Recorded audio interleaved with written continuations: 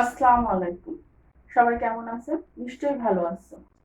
আমি শারমিন আফরোজ, প্রভাষক ব্যবস্থাপনা, doctor Abdul Razzak municipal college, Jashore. জাতীয় বিশ্ববিদ্যালয়ের কর্তৃক আয়োজিত অনলাইন ক্লাসে তোমাদের সবাইকে স্বাগত। আজকে অনার্স দ্বিতীয় বর্ষের সামষ্টিক অর্থনীতি নিয়ে আলোচনা করবো, যার বিষয় কোড হচ্ছে 22, 26, 13। আজকে আমি তোমাদের সাথে আলোচনা করব বেকারত্ব নিয়ে। প্রথমেই আসি বেকারত্ব কি। বেকারত্ব বলতে মূলত কর্মহীনতাকে বোঝায়। কর্মহীনতাটা কি? কর্মহীনতা হচ্ছে কোনো কাজ না করা। কিন্তু অর্থনীতিতে বেকারত্ব বলতে শুধু কর্মহীনতাকে বোঝায় না। অর্থনীতিতে বেকারত্ব বলতে বোঝায় প্রচলিত মজুরি কাজ করতে চেয়ে কাজ না পাওয়াটাই বেকারত্ব। অর্থাৎ কেউ যদি ইচ্ছা করে কাজ না করে বা প্রচলিত মজুরিতে কাজ পাওয়া সত্ত্বেও কাজ করতে না চায়, তাকে বেকারত্ব বলতে পারে। যেমন অনেক ধনী লোক যাদের অনেক অর্থ কড়ি আছে, তারা যদি কাজ না করে তখন তাকে ইচ্ছাকৃত বেকারত্ব বলে, কিন্তু এটা অর্থনীতিতে বেকারত্ব বলে না। তারপরে যারা বৃদ্ধ, পাগল বা শিশু, যারা শারীরিকভাবে কাজ করতে সক্ষম নয়, এই ধরনের ব্যক্তিকেও বেকার বলা যাবে না। তাইলে আমরা বেকারত্ব বলতে মূলত কি বুঝবো? বেকারত্ব বলতে মূলত বুঝবো যেখানে প্রচলিত মজুরিতে কাজ করতে ইচ্ছুক এবং মানসিক ও শারীরিকভাবে সুস্থ এ ধরনের লোক যখন কাজ করতে চেয়েও কাজ না পাবে, তখন তাকে বেকারত্ব বলা হবে। দেখো, বেকারত্ব নিয়ে কয়েকজন মনীষী কিছু সংজ্ঞা দিচ্ছে, আমি তার মধ্যে তোমাদের একজন মনীষীর সংজ্ঞা দেখাচ্ছি। দেখো, অধ্যাপক পিরু বলেন, যখন কোনো দেশে কর্মক্ষম লোক প্রচলিত মজুরিতে কাজ করতে রাজি থাকা সত্ত্বেও যোগ্যতা অনুসারে কাজ পায় না, তখন তাকে বেকারত্ব বলে। অর্থাৎ আমরা পরিশেষে কি বলতে পারি? বেকারত্ব হচ্ছে এমন একটা বিষয় যখন প্রচলিত মজুরি কাজ করতে তোমার ইচ্ছা থাকবে এবং তোমার শারীরিক এবং মানসিক সক্ষমতা থাকবে, তখনই তাকে তুমি বেকারত্ব বলতে পারবা। তাহলে বেকারত্ব পড়া হয়ে গেলে এরপরে আসো বেকারত্বের হারটা কি। প্রথমে আমরা বেকারত্ব তো জানি, তাহলে হারটা কি? হারটা হলে কোনো কিছু বেকারত্বকে যখন শতকরায় প্রকাশ করা হবে তখন তাকে হার বলবে। তাহলে বেকারত্বের হারটা কি? বেকারত্বের হার হলো বেকার জনগোষ্ঠীকে মোট শ্রমশক্তি দ্বারা ভাগ করলে যে হার পাওয়া যায় বা যে অংশ পাওয়া যায় তাকে যখন 100 দিয়ে গুণ করা হয় বা শতকরায় প্রকাশ করা হয়, তখন তাকে বেকারত্বের হার বলে। দেখো, বেকারত্বের হারের সূত্রটা দেখো। বেকারত্বের হার ইজিক্যাল টু বেকার শ্রমশক্তি ভাগ মোট শ্রমশক্তি গুণ 100। অর্থাৎ দেশের যত জনগণ বেকার আছে, সেই শ্রমশক্তিকে যখন মোট শ্রমশক্তি দিয়ে বা মোট জনগণ দিয়ে ভাগ করা হবে, তখন দিয়ে 100 দিয়ে গুণ করলে তাকে বলা হবে বেকারত্বের হার। আমরা বেকারত্বের হার বললাম। বেকারত্বের স্বাভাবিক হারটা কি? বেকারত্বের স্বাভাবিক, একটা দেশের সমস্ত লোকই যে কর্মক্ষম হবে বা সমস্ত লোকই যে কর্মে নিয়োজিত হবে এমন কোনো কথা না। তাহলে যখন ধরে নেওয়া হয় যখন একটা দেশে মোট জনসংখ্যা বা মোট শ্রমশক্তি 5% বা 6% লোক বেকার থাকবে, তখন সেটাকে স্বাভাবিক বলে ধরে নেওয়া হবে। যখন এর উপরে উঠে যাবে তখন তাকে অস্বাভাবিক হার ধরে নেওয়া হবে। তাহলে আমরা 2 নম্বর প্রশ্ন বললাম বেকারত্বের হার, বেকারত্বের স্বাভাবিক হার। এরপরে আছে 3 নম্বর প্রশ্ন, দেখ বেকারত্বের প্রকারভেদ। বেকারত্বের প্রকারভেদের মধ্যে প্রথমেই আছে মৌসুমী বেকারত্ব, 2 নম্বরে আছে সংঘাতজনিত বেকারত্ব, 3 আকস্মিক বেকারত্ব, 4 কারিগরি জনিত বেকারত্ব, 5 হচ্ছে কাঠামোগত বেকারত্ব, 6 বাণিজ্য চক্রজনিত বেকারত্ব, 7 ছদ্মবেশী বেকারত্ব। আমরা বেকারত্বের প্রকারভেদগুলো দেখলাম, এবার আলোচনা আসবে এক এক করে। প্রথমে আসে মৌসুমী বেকারত্ব। মৌসুমী বেকারত্বটা কি? আগে আমাদের জানতে হবে বেকারত্ব তো আমরা বুঝি। মৌসুমী কি? মৌসুম বলতে বোঝায় নির্দিষ্ট ঋতু বা নির্দিষ্ট সময়। মৌসুমী বেকারত্বটা হচ্ছে যে সকল লোকজন নির্দিষ্ট ঋতুতে কাজ করে বা নির্দিষ্ট সময় কাজ করবে, বছরের অন্য সময় তাদের হাতে কোনো কাজ থাকে না, তখন তাকে মৌসুমী বেকারত্ব বলে। এই বেকারত্ব সাধারণত কৃষি শ্রমিকদের ক্ষেত্রে বা যারা কৃষি ক্ষেত্রে নিয়োজিত তাদের ক্ষেত্রে দেখা যায়। যখন আমি একটা উদাহরণ দিই তাহলে তোমরা বুঝতে পারবা। যখন ধান লাগানো বা ধান কাটার সময় আসে তখন তাদের কাজ থাকে, কিন্তু যখন তাদের ধানগুলো ঘরে তোলা হয়ে যায় তখন তাদের আর কোনো কাজ থাকে না। এই ধরনের বেকারত্বকে বলা হয় মৌসুমী বেকারত্ব।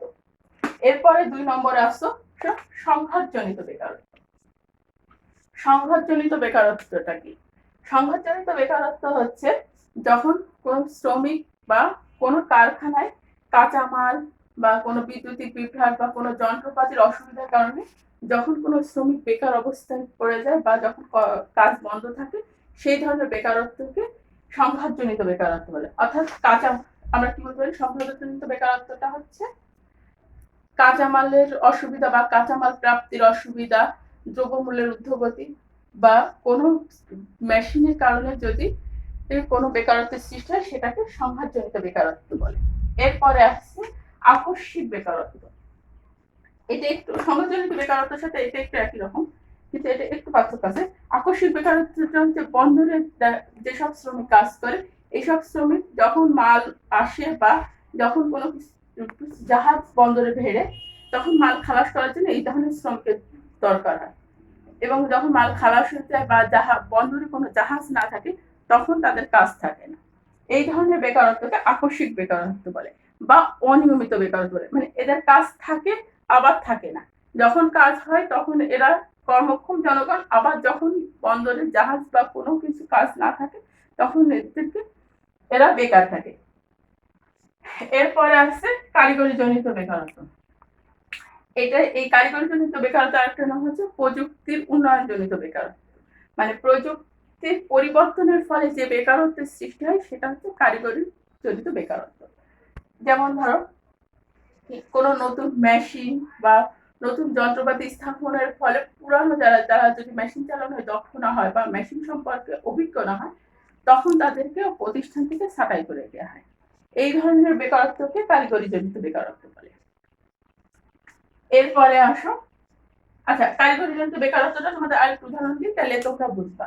আমরা আগে টাইপরাইটার ইউজ করতাম, তখন যারা টাইপরাইটার পারদর্শী ছিল তাদের কাজ ছিল, কিন্তু কম্পিউটার আসার পরে যখন তারা কম্পিউটারে ওইভাবে পারদর্শী না হলো, তখন তাদেরকে বেকার হয়ে যেতে হলো বা সেই যারা টাইপরাইটার ছিল তাদের কোনো কাজ হাতে থাকলো না। এই ধরনের বেকারত্বকে কারিগরি জনিত বেকারত্ব বলে। এরপরে আসো কাঠামোগত বেকারত্ব। 5 নম্বর, কাঠামো পরিবর্তনের ফলে বা কোনো প্রতিষ্ঠানের কাঠামোর পরিবর্তনের ফলে যে বেকারত্বের সৃষ্টি হয়, সেটাকে কাঠামোজনিত বেকারত্ব বলে। প্রতিষ্ঠানের কাঠামো পরিবর্তন কি? প্রতিষ্ঠানের কোনো কারণে যদি হুট করে আকার আকৃতি আয়তন পরিবর্তনের ফলে শ্রমিকরা বেকার হয়ে যায়, তখন তাকে কাঠামোজনিত বেকারত্ব বলে। এরপরে 6 নম্বরে আসো বাণিজ্য চক্র জনিত বেকারত্ব। আমরা সবাই বাণিজ্য চক্র সম্পর্কে জানি। বাণিজ্য চক্রের ঊর্ধ্বগতি বা মন্দার কারণে যে বেকারত্বের সৃষ্টি হয়, সেটা হচ্ছে বাণিজ্য চক্র জনিত বেকারত্ব। বাণিজ্য চক্রে যখন ঊর্ধ্বগতি থাকে, অর্থাৎ যখন ভালো অবস্থা বিরাজ করে, তখন অধিক সংখ্যক শ্রমিকরা কাজে নিয়োজিত হয়। কিন্তু যখন বাণিজ্য চক্রে মন্দাভাব বা নিম্নগতি থাকে, তখন শ্রমিকদের অনেক কর্মক্ষম তখন অনেক শ্রমিকরা কর্মহীন হয়ে পড়ে। এই ধরনের বেকারত্বকে, অর্থাৎ বাণিজ্য চক্রের নিম্নগতির কারণে যে সকল শ্রমিক বেকার হয়ে পড়ে, এদেরকে বাণিজ্য চক্রজনিত বেকারত্ব বলে। এরপরে 7 নম্বর, লাস্ট, ছদ্মবেশী বেকারত্ব। এই ছদ্মবেশী বেকারত্বটা একটু মনোযোগ দিয়ে শুনো। ছদ্মবেশী বেকারত্বটা হচ্ছে কৃষি ক্ষেত্রে প্রযোজ্য। অর্থাৎ যে কোনো কাজ করার জন্য যে শ্রমিকের প্রয়োজন, সেই শ্রমিকের যে অতিরিক্ত শ্রমিক যদি সেই কাজে নিয়োজিত থাকে, তখন তাকে ছদ্মবেশী বেকারত্ব বলে। অর্থাৎ দেখো, আমাদের দেশ কৃষি প্রধান দেশ। কৃষিক্ষেত্রে একটা মাঠে, আমি একটা উদাহরণ দিই, কৃষিক্ষেত্রে একটা মাঠে ধান লাগাতে 2জন শ্রমিকের দরকার ছিল, কিন্তু সেখানে আরো 4জন শ্রমিক অতিরিক্ত কাজ করছে, অর্থাৎ 2জনের মধ্যে সেখানে 6জন শ্রমিক সেই ধান লাগাচ্ছে, কিন্তু 6জন শ্রমিক না হলেও ওই কাজটা সম্পন্ন হতো। এই যে 6জন শ্রমিক কাজ করে, ওই 2জন বাদে যে অতিরিক্ত 4জন শ্রমিক কাজ করছে, এই 4জন শ্রমিক হচ্ছে ছদ্মবেশী বেকারত্ব। অর্থাৎ এরা অন্য কোথাও কোনো কাজ পায়নি বলে এখানে এসে কাজ করছে, তখন তাকে বলবে ছদ্মবেশী বেকারত্ব। তাহলে আমরা বেকারত্বের প্রকারভেদ সম্পর্কে জানতে পেলাম। প্রথমটা মৌসুমী বেকারত্ব, 2 সংঘাত, 3 আকস্মিক, 4 কারিগরি, 6 কাঠামো, 7 বাণিজ্য চক্র, 7 হচ্ছে ছদ্মবেশী বেকারত্ব। এরপরে আসো 4 নম্বর প্রশ্ন, নিয়োগ কি আর পূর্ণ নিয়োগ কি? নিয়োগ বলতে সাধারণত আমরা কি বুঝি? নিয়োগ বলতে সাধারণত আমরা বুঝি যে যখন কোনো শ্রমিক বা কোনো ব্যক্তি কাজে নিয়োজিত হয়, তখন তাকে নিয়োগ বলে। কিন্তু অর্থনীতির ভাষায় নিয়োগ বলতে শুধু কোনো শ্রমিককে কাজে নিয়োজিত করাকেই বোঝায় না। একজন মানুষ কর্মের শুরু থেকে, অর্থাৎ কর্মের নিয়োগদানের প্রক্রিয়া শুরু থেকে শেষ পর্যন্ত, অর্থাৎ তার পদোন্নতি, প্রশিক্ষণ এবং অবসর গ্রহণ পর্যন্ত যাবতীয় প্রক্রিয়া এই নিয়োগের মধ্যে অন্তর্ভুক্ত। অর্থাৎ দেখো প্রথম মাসে কি, প্রথম মাসে দরখাস্ত করা, এই যে একজন লোক দরখাস্ত করলো, এখান থেকে কিন্তু মূলত নিয়োগ প্রক্রিয়া শুরু হয়ে গেল। দরখাস্ত শুরু করে তার পরীক্ষা চলে, এরপরে আসে তার মৌখিক পরীক্ষা, তারপরে সে সিলেক্ট হয়। সিলেক্ট হওয়ার পরে তাকে নির্দিষ্ট কর্মে যোগদান করে, যোগদান করার পরে সেখানে তার প্রশিক্ষণ হয়, শিক্ষণ হয়, তারপরে সে পদোন্নতি লাভ করবে। এক সময় বা নির্দিষ্ট সময় শেষে সে চাকরির থেকে অবসরে যায়। এই যে সমস্ত প্রক্রিয়া, এগুলো নিয়োগের অন্তর্ভুক্ত। এরপরে আসছে দেখো পূর্ণ নিয়োগটা। নিয়োগ তো আমরা বুঝলাম, এবার পূর্ণ নিয়োগ। পূর্ণ নিয়োগ বলতে বোঝায় যে যে জায়গায় যতগুলো শ্রমিক বা যতগুলো কর্মকর্তা কর্মচারী প্রয়োজন, প্রত্যেকটা এই সেক্টরে যদি সেই কর্মকর্তা কর্মচারী নিয়োজিত থাকে তাহলে তাকে পূর্ণ নিয়োগ বলে।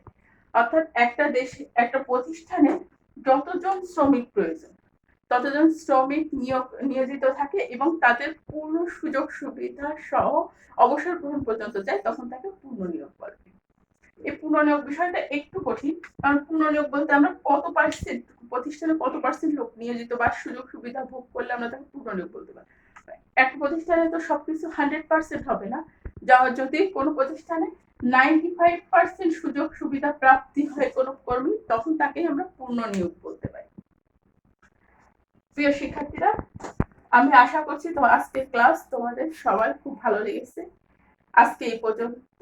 আগামী সপ্তাহে ইনশাআল্লাহ নতুন কোনো বিষয় নিয়ে তোমাদের সাথে আমার আবার দেখা হবে।